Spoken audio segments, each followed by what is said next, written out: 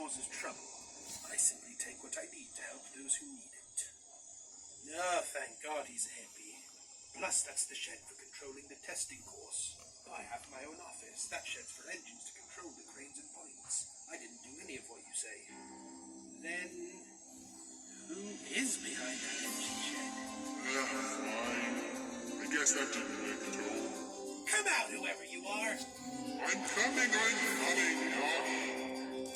Most people wouldn't be so snappy with someone so splendid.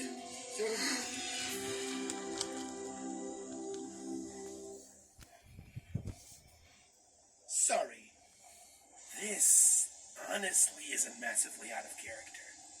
I can't tell if that's an insult or not, but I'm still offended. Neither is that. James, what are you doing? I arrived fashionably late, so I don't know what's happening. I guess this is where I have to embarrassingly explain my motives. Fine. Thomas, you weren't the first to be dug up, and neither was Duck. It was me. They ended up waking me up before I was finished, because they were still perfecting the methods they'd like to use on you two.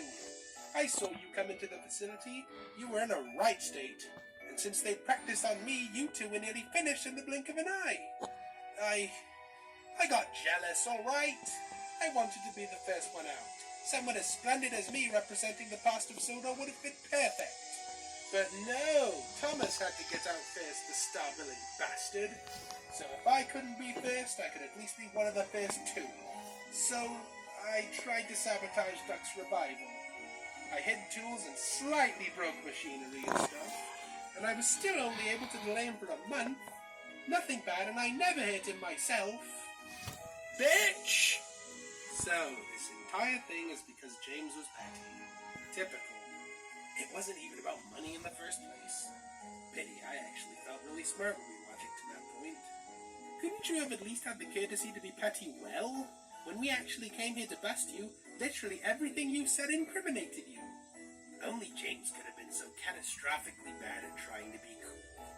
You never could have made it in James' Bond, that's for sure. Not to mention, we legitimately wouldn't have been able to prove anything if you just stayed quiet when Duck first confronted you. For shame. Oh, stop it! But they have been able to prove a lot, and now you're in trouble. I won't punish you because you've punished yourself. Because you've been running yourself behind my back for so long, I'll need to schedule you a full in-depth checkup. Every single part of you is going to have to be checked thoroughly. Oh gosh. And more than likely, there is going to be some internal damage we'll have to fix. All of this because you couldn't stand being the third. What's wrong with 3? Oh, whatever.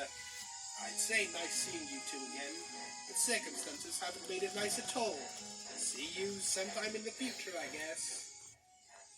Well, I'm really not surprised if I'm honest. I apologize for the inconvenience, you 3. Don't worry, I'll use the cranes to re-rail Duck. Thank you, Mr. Factory Leader. So are you ready to get out of here, Thomas? Absolutely. Come on, Duck. You look just fine. So when Mr. Factory Leader re-rails you with the cranes, we'll be on our way home.